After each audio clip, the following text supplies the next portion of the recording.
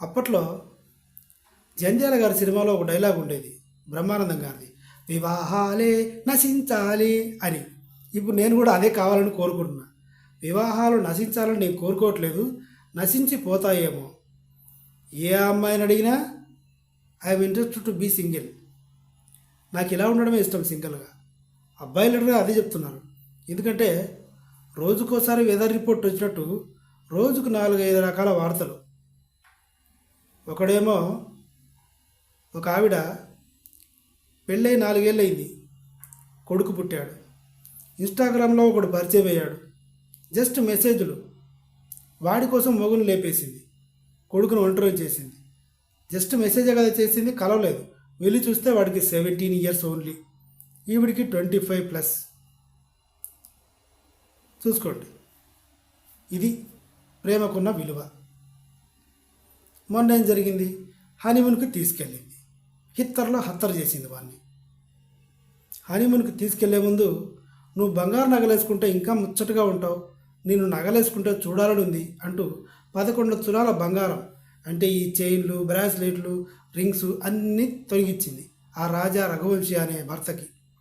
తీసుకెళ్ళింది, వాళ్ళు గొడ్డలతో పసక్. ఇది ఇంకొక వీరవనిత గంజాయితో పరిచయం పెంచుకుంది. ఈ గంజాయి డిస్ట్రిబ్యూట్ చేస్తూ గంజాయిని అలవాటు చేసిన ఆ వీరుడితో ప్రేమలో పడింది ఈ భూచిత్రి. పడి హోలీ పండుగ చేసుకోవాలి నా పుచ్చుకుగాడితోనే అని ఫిక్స్ అయిపోయి భర్తని లేపేసి డ్రమ్ములో పుడిచిపెట్టి సిమెంట్ వేసి సీల్ చేసింది. ఇలాంటివన్నీ చూస్తున్నారు కాబట్టి పెళ్ళిళ్ళ మీద నమ్మకం పోతుంది. ఎవరు చక్కగా కాపురం చేసుకుంటున్నారు, ఎవరిని చూసి ఇన్స్పైర్ అవ్వాలి, ఏ పెళ్ళి సక్రమంగా ఉంది, ఎవరి సంసారం సక్రమంగా జరుగుతుంది. ఎథిక్స్ లేవు, విలువలు లేవు, సెంటిమెంట్స్ లేవు, నా భార్య అన్న ఫీల్ లేదు. ఒకడు కుక్కర్లో ఉడకబెట్టాడు, పప్పు కుక్కర్లో సికింద్రాబాద్లో. పుట్టింటికి వెళ్తానందుకు గొడవ పెట్టుకొని ముక్కలు భార్యని చేసి కుక్కర్లో ఉడకబెట్టాడు. తర్వాత వాటిని తీసుకుపోయి నీళ్ళల్లో పడేశాడు.